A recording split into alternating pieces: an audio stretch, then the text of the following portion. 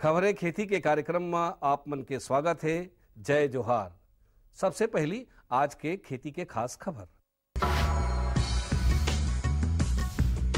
शासन द्वारा चलाए जाते शाकंभरी योजना, पालक भाजी में पदगलन रोग और ओखर बचाव के तकनीकी जानकारी, भाटा के सुपर मोहिनी वैरायटी और चना के सफल खेती। कृषि के क्षेत्र में हरदम नवा बदलाव आवत रही थे और ये बदलाव ला जान के किसान मन खेती करी तो मला बहुत फायदा हुई। राज्य में विद्युत और केरोसिन के भाव ला देखते हुए राज्य शासन कति ले शाकंभरी योजना चलाए जाते।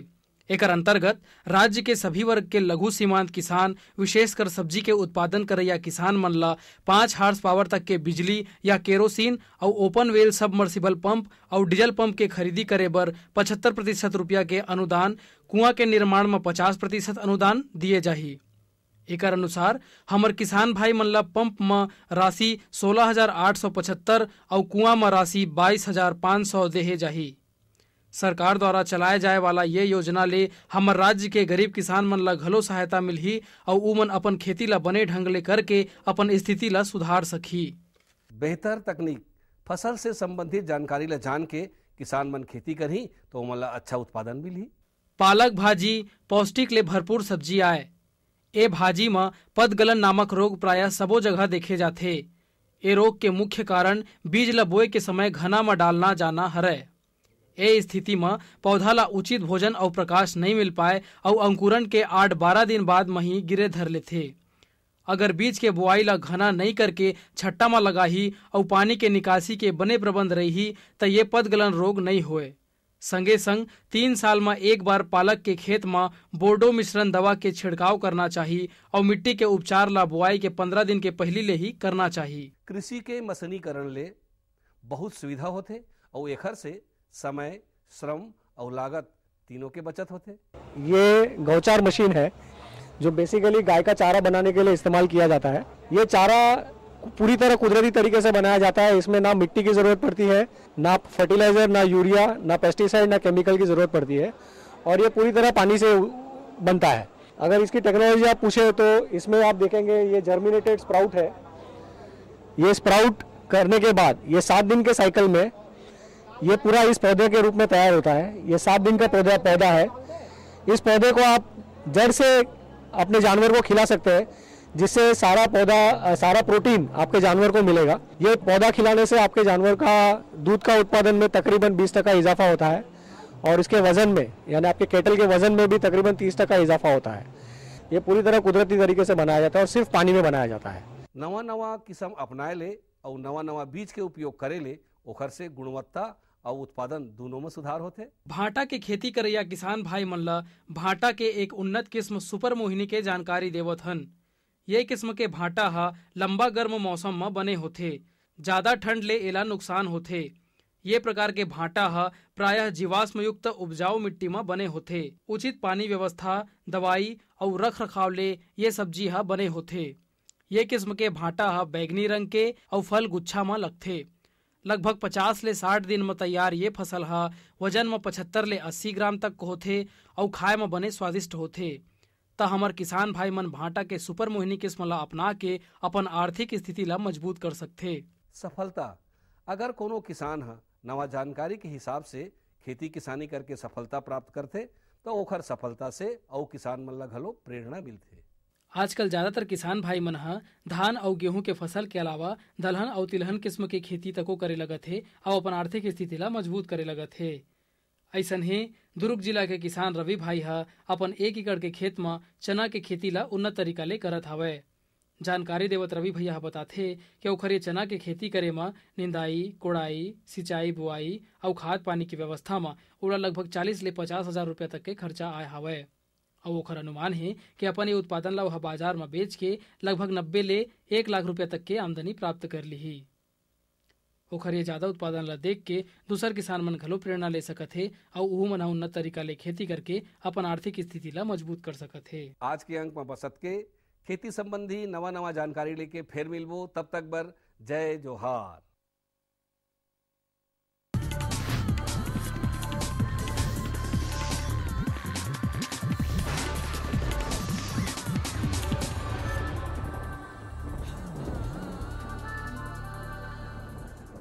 नमस्कार। मंडी भाव आओ आज जानबो हमारे प्रदेश के अलग अलग मंडी में धान, फल और सब्जी मन के का भाव है।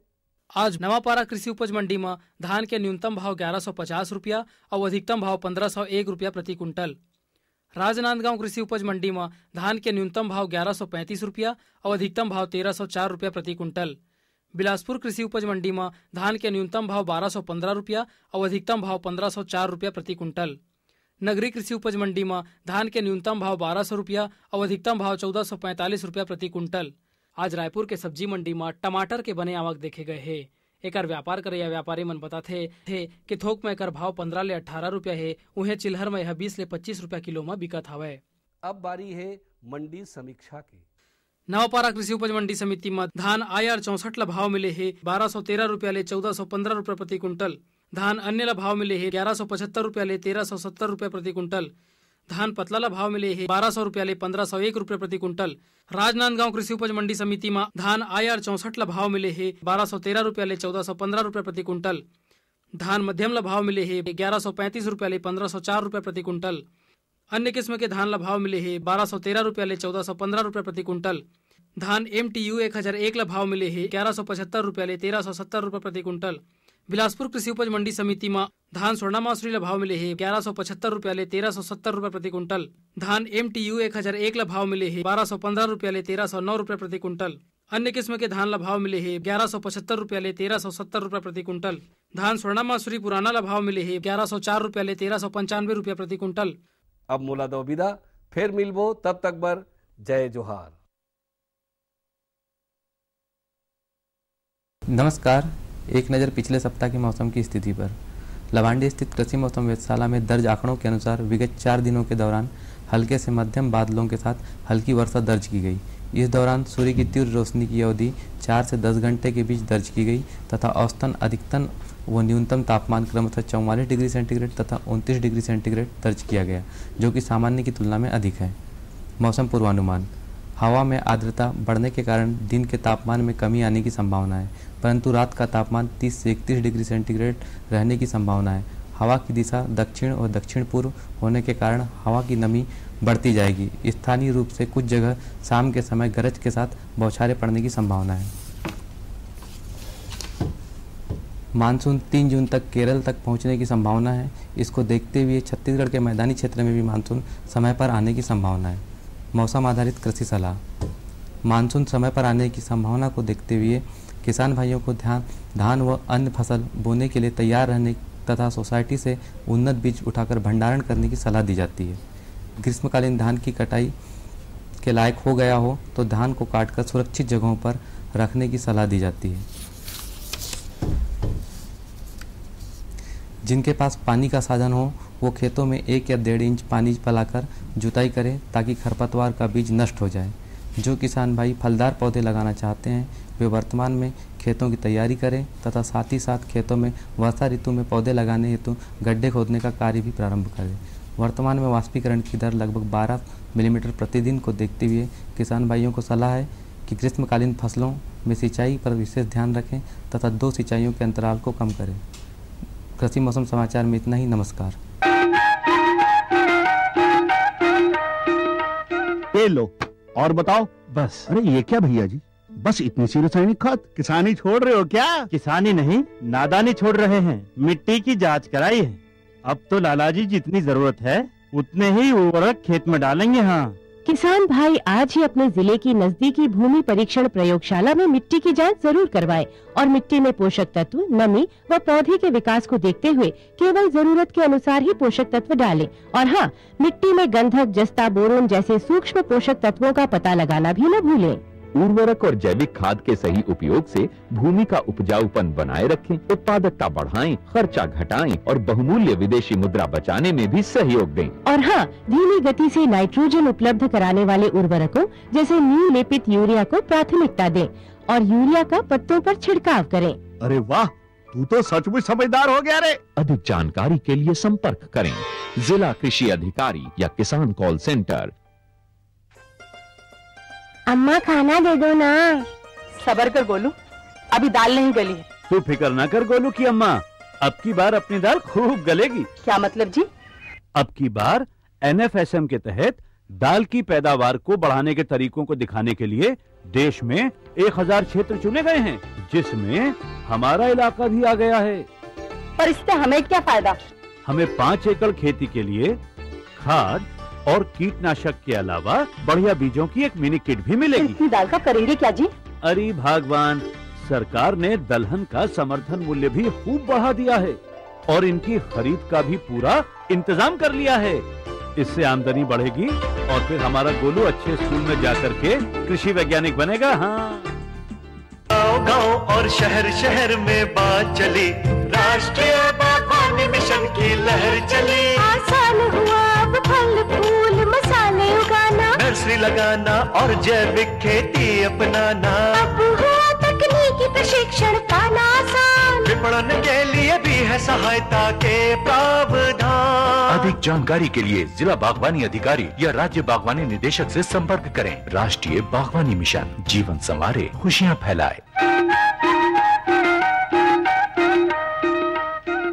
आवाजी संगी केरा लगाबो, नवा नवा तकनीक के फायदा उठाबो। आवाजी संगी केरा लगाबो, नवा नवा तकनीक के फायदा उठाबो। कैसे करन जी भुइयक तैयारी, कैसे करन जी भुइयक तैयारी। कैसे बनावन सुघर क्यारी, कैसे बनावन सुघर क्यारी।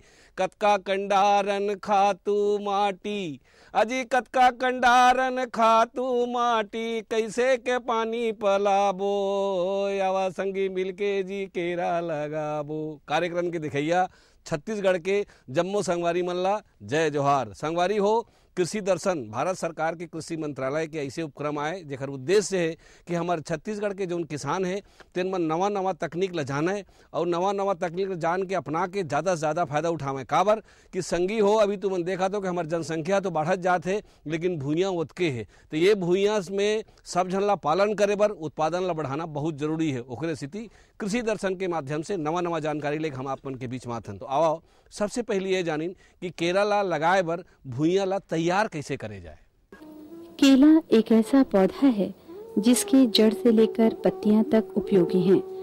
हमारे देश की बहुत सी धार्मिक आस्थाओं और मान्यताओं ने केले को और भी महत्ता दी है। केला हर तरह से शुभ है, जो इसे खाता है उनके लिए भी और जो इसे उपजाता है उनके लिए भी। हमारे देश में केले का प्रचलन बहुत पुराना है और सदा से ही केला एक ऐसा फल बना हुआ है जो ज्यादातर लोगों का पसंदीदा फल है। फल और सब्जी दोनों ही रूप में केले ने अपना लोहा मनवाया है। आखिर केले को अपना लोहा मनवाना ही था क्योंकि इसमें कार्बोहाइड्रेट्स और लौह तत्व की प्रचुरता जो है। केला उष्ण जलवायु का पौधा है। गर्मतर और अधिक वर्षा वाली जलवायु इसके लिए सर्वोत्तम रहती है। ऐसी जगहों पर जहां ग्रीष्म ऋतु में गर्म हवाएं चलती हैं और शीत ऋतु में पाला पड़ता है, उन जगहों पर केले की खेती नहीं ली जा सकती। केले को कृषि योग्य सभी प्रकार की मृदाओं में उगाया जा सकता है, लेकिन गहरी और अधिक जल धारण क्षमता वाली जीवांश युक्त मृदा जिसमें जल निकास की उचित व्यवस्था हो, केले के लिए सर्वोत्तम मानी जाती है। केले की उम्दा पैदावार के लिए रोपण विधि भी व्यवस्थित हो तो वांछित परिणाम के मिलने में कोई संदेह नहीं रहता। इसके रोपण के लिए भूमि को गहरी जोतकर समतल कर लेना चाहिए। तैयार खेत में 50 गुना 50 गुना 50 सेंटीमीटर लंबा, चौड़ा और गहरा गड्ढा कर लेना चाहिए। पौधों का आपसी अंतर जातीय स्थल और भूमि की उर्वरता पर निर्भर करता है। ये दूरी जानकारों से सलाह लेकर भी तय की जा सकती है। वैसे अधिकतर ऊंची जातियों के पौधे 3 मीटर और बोनी जातियों के पौधे 2 मीटर की दूरी पर रोपित करने चाहिए। इसे लगाने के लिए हमें 1 बाई 1 फीट का गड्ढा खोदना पड़ता है एवं उसमें भरपूर मात्रा में खाद देना पड़ता है। जैसा कि सभी जानते हैं केले को गोबर बहुत प्रिय है, तो हम इसे 1 एकड़ में तकरीबन 6 ट्रॉली गोबर डालना उपयुक्त मानते हैं और उसके बाद हम इसे 6 फीट बाई 6 फीट की दूरी में लगाते हैं ताकि वह एक दूसरे से न टकराए एवं उसे हम घोड़ा टाप या जिगजैग पद्धति से लगाते हैं ताकि उसमें फलदार वृक्ष, फलदार फल उत्पन्न हो जाए। और इसमें हम मैग्नीशियम बेसल में और पोटेशियम और कैल्शियम, ये हमें इसमें भरपूर मात्रा की आवश्यकता होती है, जो हम इसमें समय समय पे भी डालते हैं, पर बेसाल में डालने में ये अधिक फायदेमंद रहता है। केरा पर पानी शुरुआती दौर में डाले पड़थे कि नहीं पर, बीच में कतका डाले लगथे, और कौन से पद्धति, काबर के 4-5 प्रकार के पानी की पद्धति है, तो एमा सबसे बढ़िया पद्धति पानी डाले के कौन हो सकत है, जेमा कम पानी खर्चा होए, कम बिजली होए और हमार काम चल जाए। तो पानी के प्रबंधन केरा कैसे होए, ये जान लेते हैं। केले में सिंचाई की आवश्यकता भूमि और जलवायु पर निर्भर करती है। यदि पौधों को लगाने के तुरंत बाद वर्षा न हो रही हो तो सिंचाई कर देना चाहिए। भूमि और वातावरण के अनुसार शरद ऋतु में 10 से 15 दिनों के अंतराल में और ग्रीष्म ऋतु में यही सिंचाई 4 से 7 दिनों के अंतर पर देना चाहिए। केले की पैदावार ज्यादा और बेहतर हो सके, इसके लिए कुछ सूक्ष्म तत्वों का छिड़काव सिंचाई के माध्यम से किया जाना चाहिए। जैसे केले के अधिक फलन के लिए पुष्कल 0.5% का 2 से 3 बार छिड़काव करना चाहिए। फलों के बड़े आकार और बेहतर स्वाद और अधिक उत्पादन के लिए मेगाकल 3 से 5 ml प्रति लीटर पानी के मान से उपयोग करें। पहले छिड़काव के 15 दिनों के बाद दूसरा छिड़काव किया जाना चाहिए। साथ ही जीनी 2.5 मिलीलीटर प्रति लीटर पानी से प्रयोग किया जाना चाहिए। सूक्ष्म तत्वों का सिंचाई माध्यम से छिड़काव करने का सबसे बेहतर तरीका तो यही होना चाहिए कि सिंचाई की ड्रिप पद्धति का इस्तेमाल करें। केले की शुरुआती अवस्था में खरपतवार नियंत्रण बहुत आवश्यक हो जाता है। इसके लिए समय समय पर निराई गुड़ाई करते रहना चाहिए। ये गुड़ाई उथली होना चाहिए, क्योंकि गहरी गुड़ाई से केले की जड़ों को नुकसान पहुंचने का खतरा होता है। और वैसे भी केले की जड़ें भूमि में ज्यादा गहरी नहीं होती। चूंकि केले की जड़ें ज्यादा गहरी नहीं होती, इस करके इनके पौधों में मिट्टी का चढ़ाना आवश्यक होता है। केले की खेती में खेतों में मांदा का बनाया जाना केले की उपज बढ़ाने में सहायता देने वाला साबित होता है। जैसा कि हम इसे ड्रिप पद्धति में ही उपयोग करते हैं, तो हमें इसमें रोज थोड़ा थोड़ा खाद देने की आवश्यकता रहती है, ताकि यह हमें अच्छा और भरपूर फल प्रदान कर सके।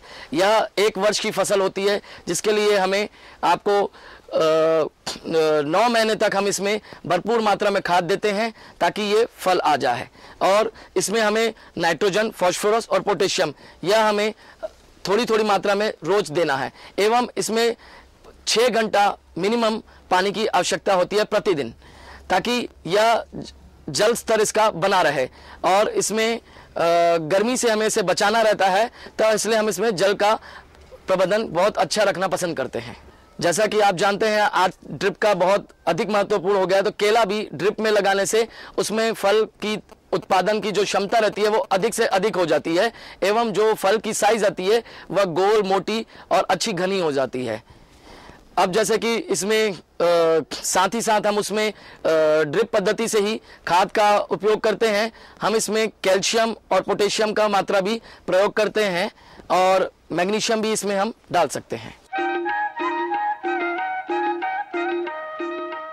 संगवारी हो, भुइयाँ तैयार हो गए और ओखर बढ़िया मादा बन गए, ओखर बाद में ज़्यादा जरूरी होते का चीज़ के वो आए कि भुइयाँ के तैयारी के बाद में ओमा हम खातू कौन कौन से डारिन, कौन कौन से खातू शुरू में डारिन, कौन कौन से खातू फूल फर के बेर डारिन, कौन कौन से खातू कतका कतका मात्रा में डारिन, काबर कि बिना खातू माटी के कोनो भी जोन फसल है तेन पोठ नहीं हुआ। तो केरा के जोन खातू के प्रबंधन तेला जान लेथन।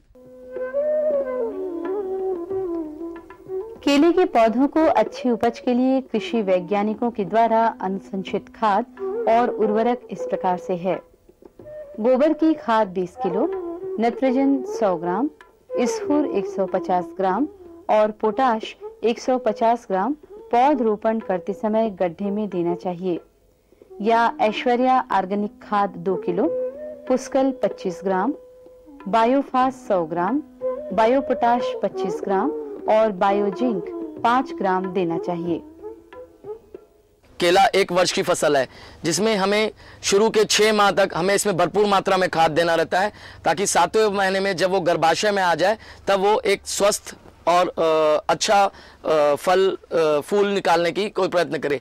एवं इसमें एक 18 पत्तियों के बाद हम इसमें खाद को थोड़ा सा कम कर देते हैं एवं 18 पत्तियों आने के बाद हम इसमें यूरिया और मैग्नीशियम की मात्रा बिल्कुल ही कम कर देते हैं। और उसके बाद में जैसा कि फूल आ जाता है, फूल में हम 13-14 कांदी 13-14 बंच आने के बाद में उसमें एक फूल आता है, वो फूल को हमें नीचे से तोड़ देने से फल की मोटाई जल्दी से जल्दी मोटी हो जाती, बढ़ जाती है। जतका हम अतेक दिन ला कमाए हैं खूब खातू माटी डाल के पानी डाल के जो हम फसल तैयार करे हैं, ओमा कहूँ रोग राई लगिस ते मान के चलो कि कभू तो सब्बो बर्बाद हो जाते, कभू आधा बर्बाद हो जाते। तो केरा बर ऐसे कौन कौन से बात के हमला सावधानी रखना है जेकर से ओमा रोग राई मत होए, और मान लो कहूँ रोग राई हो घलोगे तो कौन प्रकार के दवाई ओमा डाले जा सकत है, दवाई डाले के विधि का हो सकत है, दवाई के मात्रा का हो सकत है, दवाई के नाम का हो सकत है, आओ यही जान लेते हैं। केले की फसल को उसमें लगने वाले कीट और रोगों से बचाए रखना चाहिए। इसके लिए थोड़ी सावधानी की जरूरत होती है, जिसकी विस्तृत जानकारी कृषि के जानकारों से ली जा सकती है। आमतौर पर केले में लगने वाले कीट इस प्रकार से हैं। तना विविल, ये कीट गर्भ अवस्था में अधिक हानि पहुंचाता है। ये केले के तने और राइजोम में छिद्र करके उसे अंदर से खा जाता है। इन कीटों से बचाव के लिए प्रभावित पौधों को नष्ट कर देना चाहिए और रोपण के लिए स्वस्थ कीट रहित अंतर्भूस्थारी प्रयोग में लाना चाहिए। माहू या एफिड भी केले की फसल को नुकसान पहुंचाने वाला प्रमुख कीट होता है। ये कीट प्रारंभिक अवस्था में पौधों की जड़ों के पास पाया जाता है, जो बाद में पत्तियों तक पहुंच जाता है और पत्तियों का रस चूसकर उन्हें हानि पहुंचाता है।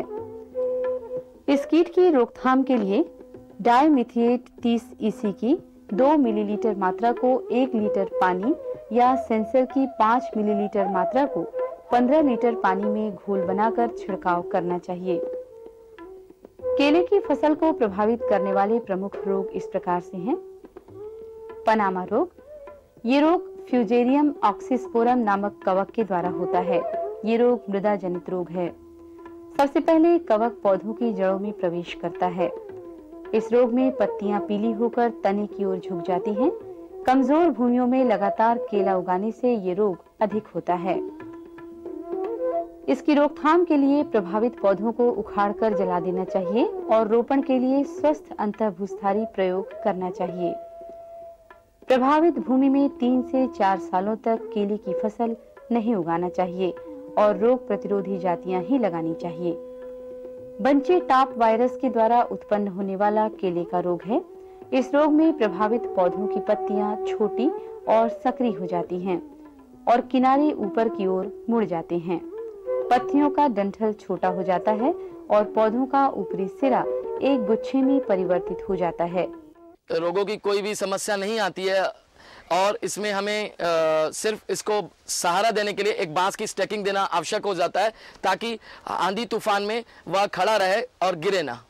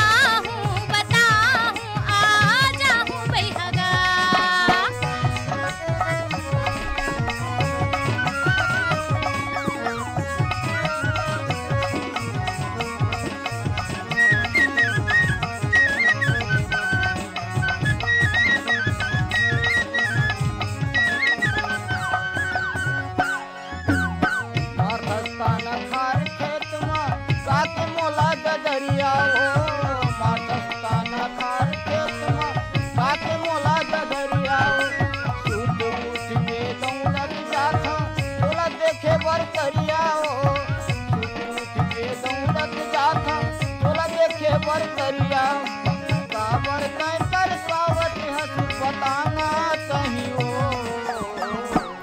गुठिया हूँ बता हूँ मैं आहूँ बैहगा गुठिया हूँ बता हूँ मैं आहूँ बैहगा।